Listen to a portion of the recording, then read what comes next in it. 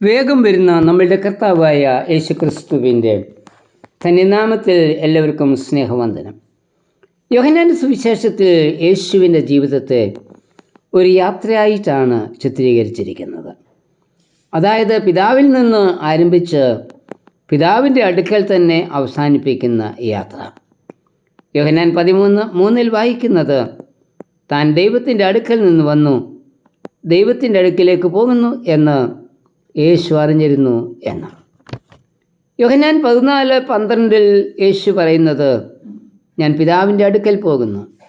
14:18 പറയുന്നത്, ഞാൻ നിങ്ങളുടെ അടുക്കൽ വരും. കർത്താവിൻ്റെ യാത്രയ്ക്ക് 3 ഉദ്ദേശങ്ങൾ ഉണ്ടായിരുന്നു. ഒന്ന്, പിതാവ് തന്നെ ഏൽപ്പിച്ച ദൗത്യം പൂർത്തീകരിക്കുക. ദൈവം മനുഷ്യനെ സൃഷ്ടിച്ച് ഏദൻ തോട്ടത്തിൽ ആക്കിയത് തൻ്റെ ഇഷ്ടപ്രകാരം ജീവിക്കുന്നതിനായിരുന്നു. എന്നാൽ ദൈവ ഇഷ്ടത്തിൽ നിന്ന് മാറി അനുസരണക്കേട് കാണിച്ച മനുഷ്യനെ ദൈവം ഏദൻ തോട്ടത്തിൽ നിന്ന് പുറത്താക്കി. ദൈവവും മനുഷ്യനും തമ്മിലുള്ള ബന്ധം നഷ്ടമായി. മനുഷ്യനിൽ വ്യാപരിച്ചിരുന്ന ദൈവിക തേജസ് നഷ്ടമായി. ദൈവവും മനുഷ്യനും തമ്മിൽ ഉണ്ടായിരുന്നതും എന്നാൽ ഇപ്പോൾ ഇല്ലാതിരിക്കുന്നതുമായ ബന്ധത്തിലേക്ക് മനുഷ്യനെ മടക്കിക്കൊണ്ടുവരിക എന്ന ദൗത്യമാണ് പിതാവ് പുത്രനെ ഏൽപ്പിച്ചത്. അതായത് പാപത്തിൽ വീണുപോയ മനുഷ്യനെ വീണ്ടെടുക്കുക. യോഹന്നാൻ 6:38 വാക്യത്തിൽ കർത്താവ് പറയുന്നത്, ഞാൻ എൻ്റെ ഇഷ്ടമല്ല എന്നെ അയച്ചവൻ്റെ ഇഷ്ടമത്രേ ചെയ്യുവാൻ സ്വർഗത്തിൽ നിന്ന് ഇറങ്ങി വന്നത്. മഹാപുരോഹിത പ്രാർത്ഥനയിൽ കർത്താവ് പ്രാർത്ഥിക്കുന്നത്, ഞാൻ ഭൂമിയിൽ നിന്നെ മഹത്വപ്പെടുത്തി നീ എനിക്ക് ചെയ്യുവാൻ തന്ന പ്രവൃത്തി തികച്ചിരിക്കുന്നു. യോഹന്നാൻ 17:4. പിതാവിൻ്റെ പ്രവൃത്തി എന്നത് പാപത്തിൽ വീണുപോയ മനുഷ്യനെ വീണ്ടെടുക്കുക എന്നതായിരുന്നു.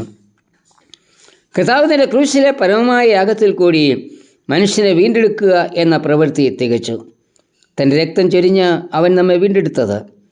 വീണ്ടെടുപ്പ് പ്രവൃത്തിയിൽ കൂടി പിതാവ് ഏൽപ്പിച്ച തൻ്റെ യാത്രയുടെ ആദ്യ ദൗത്യം കർത്താവ് പൂർത്തീകരിച്ചു. 2, കർത്താവിൻ്റെ യാത്രയുടെ രണ്ടാമത്തെ ഉദ്ദേശം തൻ്റെ രക്തം നൽകി വീണ്ടെടുത്ത മനുഷ്യന് പാർക്കുവാനായി സ്ഥലമൊരുക്കുക. ഇവിടെ നാം അന്യന്മാരും പരദേശികളും ആണ്. ഇവിടെ നമുക്ക് നിലനിൽക്കത്തക്ക നഗരമില്ല. അതുകൊണ്ട് നമുക്ക് പാർക്കുവാനായി ഒരു സ്ഥലം ആവശ്യമാണ്. കർത്താവ് പറയുന്നത്, എൻ്റെ പിതാവിൻ്റെ ഭവനത്തിൽ അനേകം വാസസ്ഥലങ്ങൾ ഉണ്ട്. ഞാൻ നിങ്ങൾക്ക് സ്ഥലമൊരുക്കുവാൻ പോകുന്നു. യോഹന്നാൻ 14:2.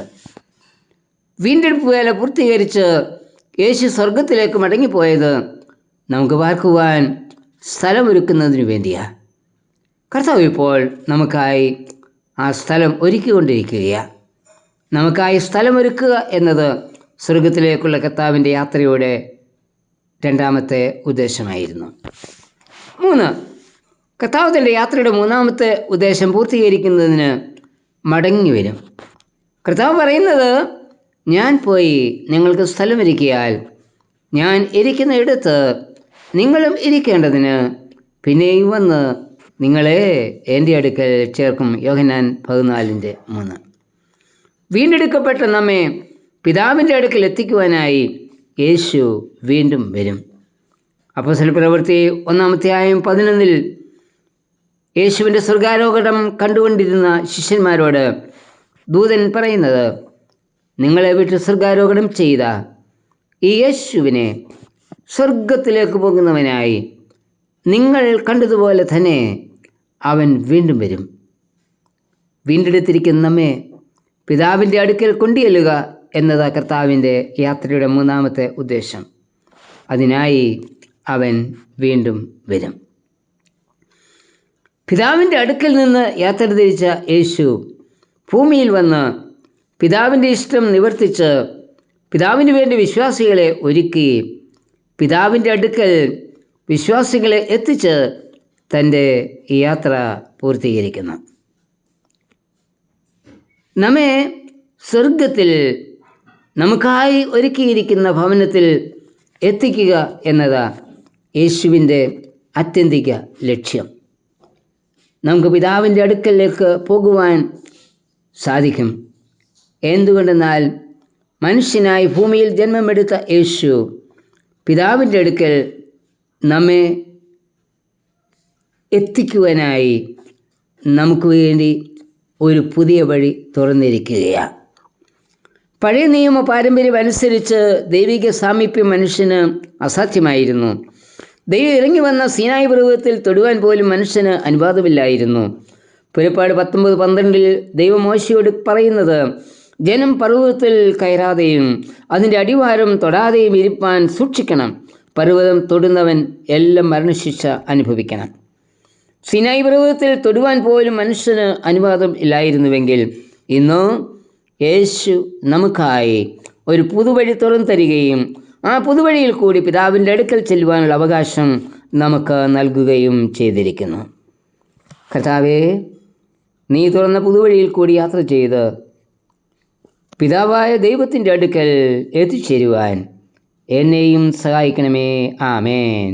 സുന്ദരരൂപനെ ഞാൻ ഈ മേഘമതിൽ വേഗം കാണാം, പ്രേമകാന്തനെ കാണാം. സുന്ദരരൂപനെ ഞാൻ ഈ മേഘമതിൽ വേഗം കാണാം, പ്രേമകാന്തനെ കാണാം. കഷ്ടതയേറെ സഹിച്ചവരും കല്ലേറടി കൊണ്ടു മരിച്ചവരന്ന് മശിഹായോടു വാഴുമ നാട്ടിൽ. കഷ്ടതയേറെ സഹിച്ചവരും കല്ലേറടി കൊണ്ടു മരിച്ചവരന്ന്